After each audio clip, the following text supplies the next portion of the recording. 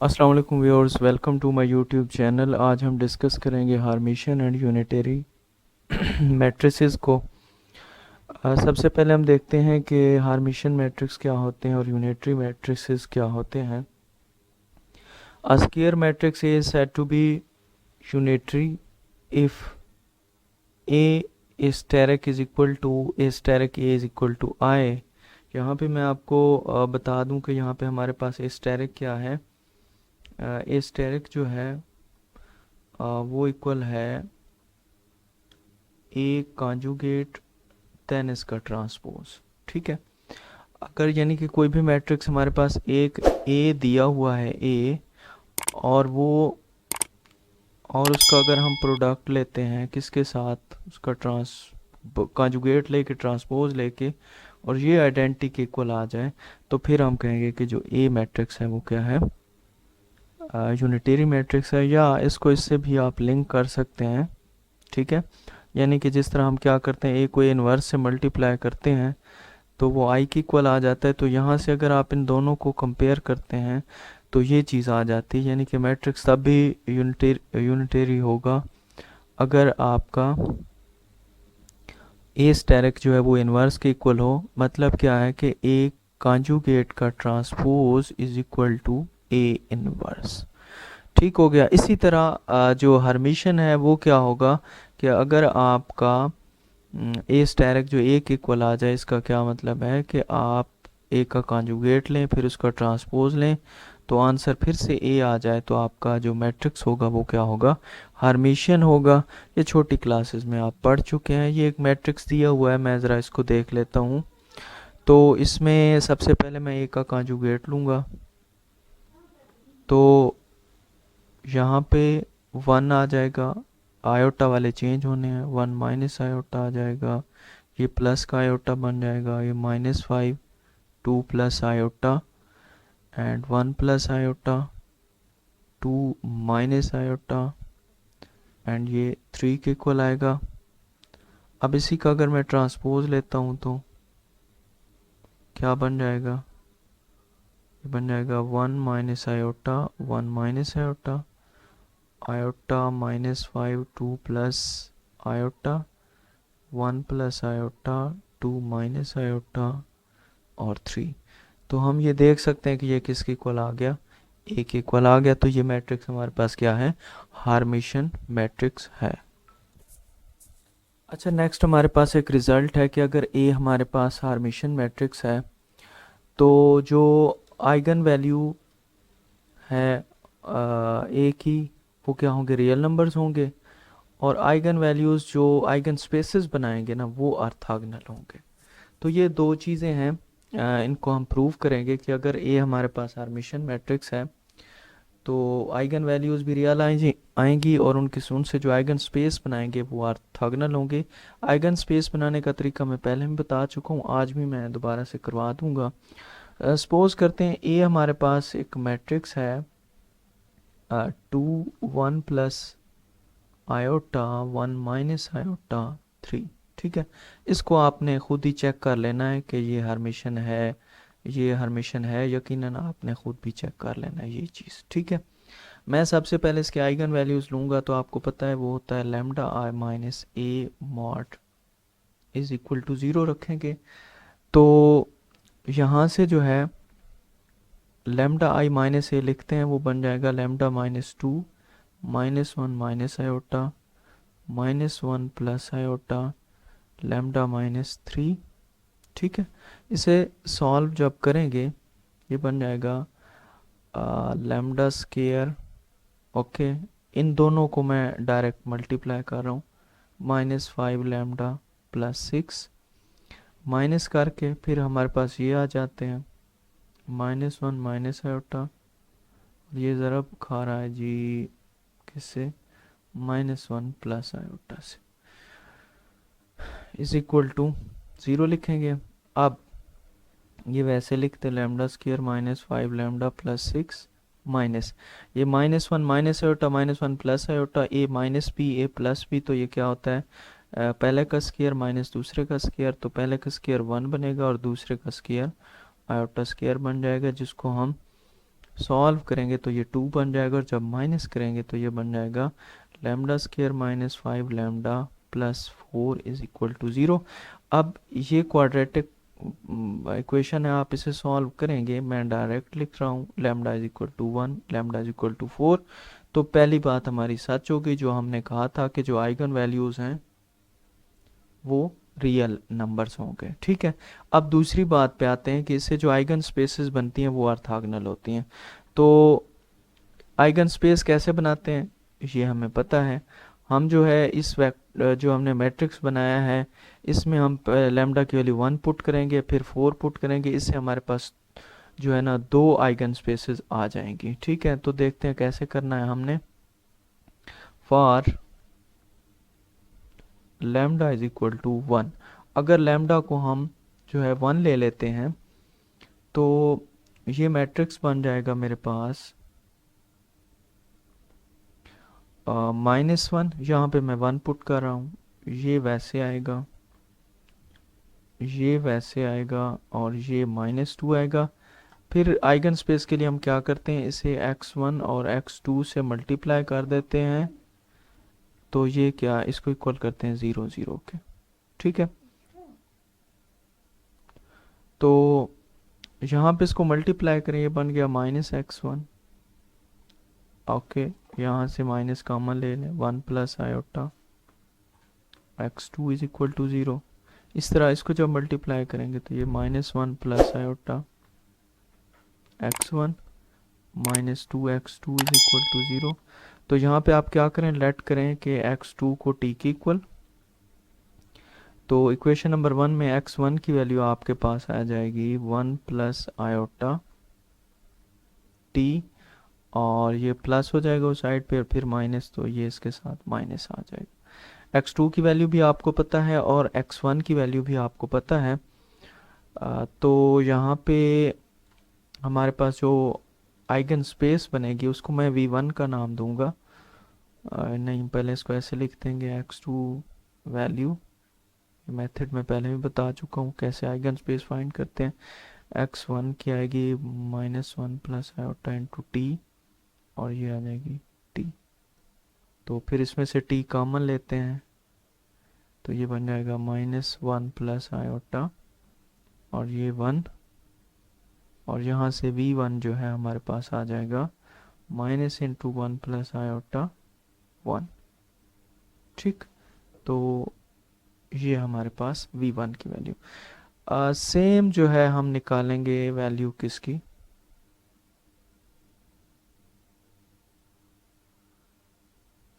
Lambda is equal to 4 के लिए equation बनेगी, पहला +2 -1 माइनस आयोटा वैसे, -1 प्लस आयोटा वैसे, ये बन जाएगा 1, और फिर वही काम, इसे मल्टीप्लाई करेंगे x1 x2 से, और इसको इक्वल करेंगे किसके, 0 0 के।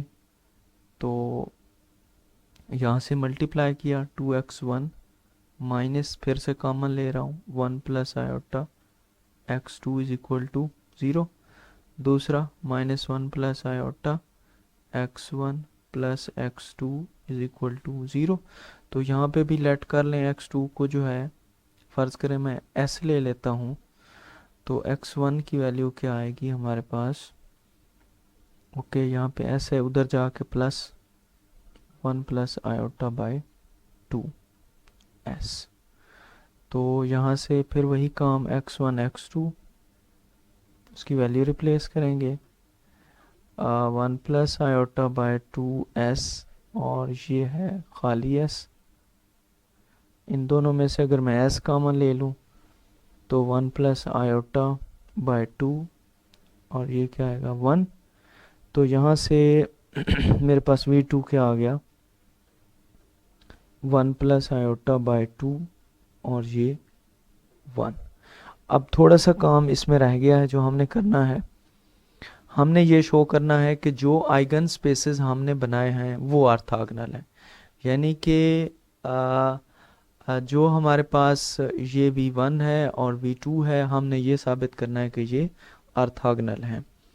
तो ऑर्थोगोनल के लिए मैट्रिक्स ऑर्थोगोनल कैसे होते हैं, v1.v2 अगर ज़ीरो आ जाए, ठीक है। लेकिन इसको जो मल्टीप्लाई करने का तरीका कार होता है डॉट प्रोडक्ट लेने का, वो ये होता है कि पहली रो जो है उसका ये पहला नंबर लेना है, फिर दूसरे का कॉन्जुगेट लेना है, इसी तरह ये लेना है और फिर इसका कॉन्जुगेट।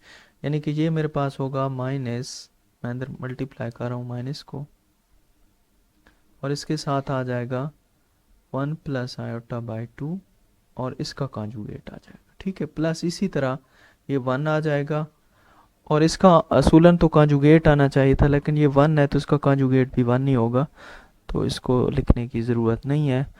तो यहाँ से जो है -1 माइनस आयोटा, और इधर बनेगा 1 माइनस आयोटा, चूँकि कॉन्जुगेट ले लेना है हम, प्लस ये 1 बन जाएगा।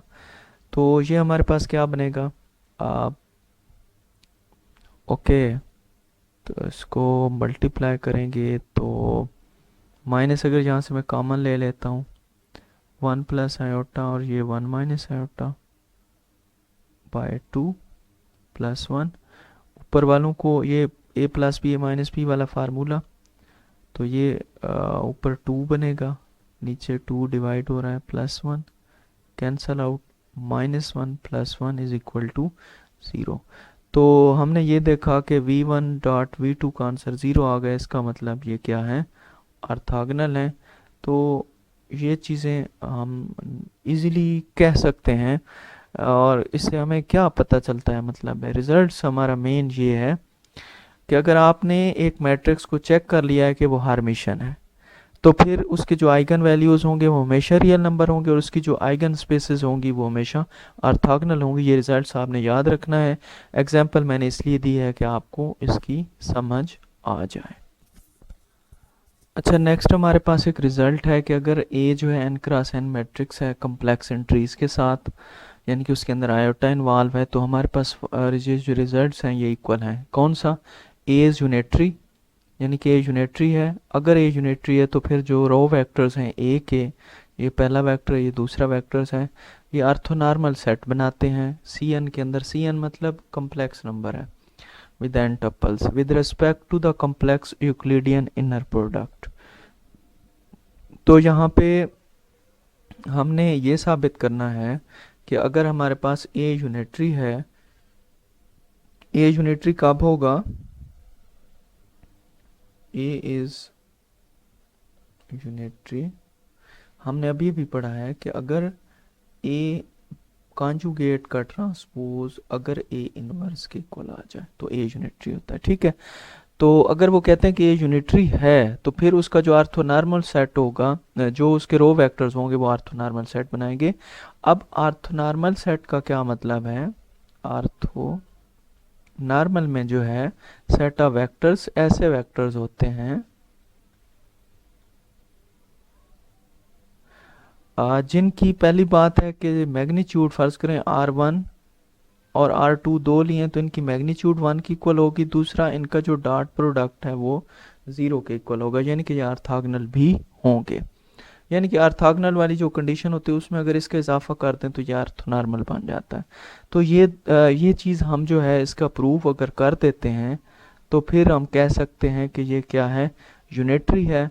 और इसका जो सिंपल सा अगर कॉन्जुगेट ले के ट्रांसपोज ले लें तो वो उसके इन्वर्स के इक्वल होगा। वो इन्वर्स वाला लंबा चौड़ा प्रोसीजर हमें नहीं करना पड़ेगा। तो हमारे पास एक गिवन वेक्टर है, हम ज़रा इसको डिस्कस करते हैं। सबसे पहले हम लिखेंगे यहाँ पे हमारे रो वेक्टर्स कौन कौन से हैं। पहला रो वेक्टर जिसको मैं R1 का नाम दूंगा, ये पहली रो में है, हाफ 1 + आयोटा, हाफ 1 + आयोटा, ठीक है, ये ऐसे लिख देंगे। इसी तरह जो दूसरा है R2, तो ये क्या है, हाफ 1 - आयोटा, हाफ -1 + आयोटा, ठीक है। तो ये मेरे पास दो वेक्टर्स आ गए। सबसे पहले मैं क्या करूँगा, इसकी मैग्नीट्यूड फाइंड करूँगा। R1 की मैग्नीट्यूड निकालते हैं, आपको पता है कैसे, पहले का स्केयर और दूसरे का स्केयर। तो क्या होगा, ओके, 1/2 1 + आयोटा इसकी मैग्नीट्यूड का स्क्वायर प्लस 1/2 1 प्लस आयोटा इसकी मैग्नीट्यूड का स्क्वायर। ओके, मैं थोड़ा सा यहाँ पे 1 प्लस आयोटा की मैग्नीट्यूड, क्योंकि दो की दो ही रहनी है, 1 प्लस आयोटा स्क्वायर की जो मैग्नीट्यूड है वो निकाल लेता हूँ, और उसका ऊपर स्क्वायर भी है तो वो भी साथ आ जाएगा।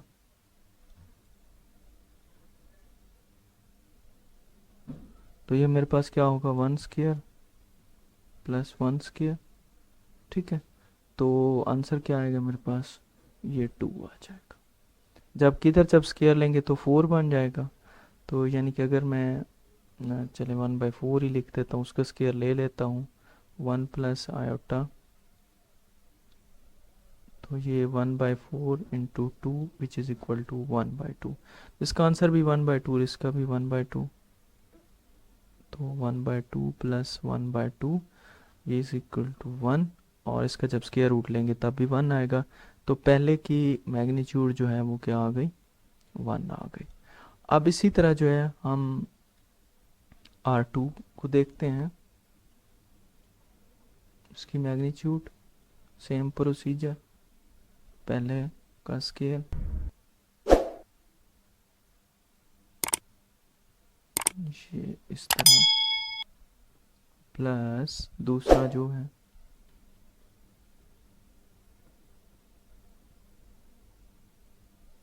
इसका स्केल। ठीक है, इसको काट दें। तो यहाँ पे देखें कि हम क्या करेंगे, इसकी मैग्नीट्यूड फाइंड करेंगे 1 माइनस आयोटा की। तो ये ओके, ये बिल्कुल सेम ही इसका आंसर होगा, आप बेशक इसे चेक कर सकते हैं, कोई इशू नहीं है। ठीक है, इसका आंसर भी 1 होगा। तो पहली बात जो हमने कही थी कि अगर ऑर्थोनॉर्मल होंगे तो उनकी मैग्नीट्यूड 1 होगी, बात ख़त्म। दूसरी हम R1 डॉट R2 लेते हैं, और प्रोसीजर हमने पिछली एग्जांपल में सीखा है कि डॉट प्रोडक्ट हम कैसे लेते होते हैं। R1 dot R2 is equal to पहला वेक्टर R1 से लेंगे। ठीक है, ये हमारे पास बनेगा 1 प्लस आयोटा, और इसको जो है हम क्या करेंगे, मल्टीप्लाई करेंगे किससे, दूसरे के कॉन्जुगेट से। ये लेंगे हम हाफ 1 माइनस आयोटा, और इसका आ जाएगा कॉन्जुगेट, प्लस इस तरफ दूसरा लेंगे हाफ 1 प्लस आयोटा, और इसको जो है मल्टीप्लाई करेंगे किससे, इसके कॉन्जुगेट से, 1 माइनस 1 प्लस आयोटा का कॉन्जुगेट। हाफ के ऊपर कॉन्जुगेट डालें या डालें, उससे कोई फ़र्क नहीं पड़ता। तो ये बन गया हाफ, ओके, 1 प्लस आयोटा था, ये भी क्या हो जाएगा, 1 प्लस आयोटा ही बन जाएगा, और 1/2 ये 4 बन जाएगा। तो ये बन जाएगा 1 plus iota square, okay, plus direct अगर ज़रा दें तो 2 आयोटा। ठीक, और इसी तरह जो है ये मेरे पास बन जाएगा 1/4, ये 1 प्लस आयोटा है, ये बन जाएगा -1 और माइनस आयोटा। ठीक है, इन दोनों को मैं सेपरेट सॉल्व कर लेता हूँ। ओके, ये 1 प्लस आयोटा है भाई, ये 1 है, तो -1 minus iota plus minus iota square, तो -1 -2 आयोटा, और ये बन जाएगा +1, कैंसिल आउट हो जाएंगे, तो ये -2 आयोटा। तो यहाँ पे ये चीज़ कैंसिल हो गई, यहाँ पे बचा 2 आयोटा बाय 4, और यहाँ पे क्या बचा, -2 आयोटा बाय 4। तो ये कैंसिल आउट हो के आंसर क्या आ गया, 0 आ गया। तो यहाँ से ये चीज़ भी साबित हो गई कि ये ऑर्थोगोनल भी है। तो इसका मतलब है कि जो बेसिस सॉरी जो रो वेक्टर्स हैं हमारे पास, वो क्या हैं, ऑर्थोनॉर्मल सेट ऑफ वेक्टर्स हैं। तो यहाँ पे हमारा प्रूफ जो है वो कंप्लीट हो जाता है कि अगर ए यूनिटरी है तो फिर जो रो वेक्टर्स हैं वो क्या बनाएंगे, ऑर्थोनॉर्मल सेट बनाएंगे। और यहाँ पे आपने एक चीज़ याद रखनी है कि तो जो जो यूनिटरी होता है वो फिर किसके इक्वल होता है, ए इनवर्स के इक्वल भी होता है। ठीक है, तो आज के लिए इतना, इंशाल्लाह नेक्स्ट वीडियो में नेक्स्ट टॉपिक के साथ, तब तक के लिए अल्लाह हाफिज़।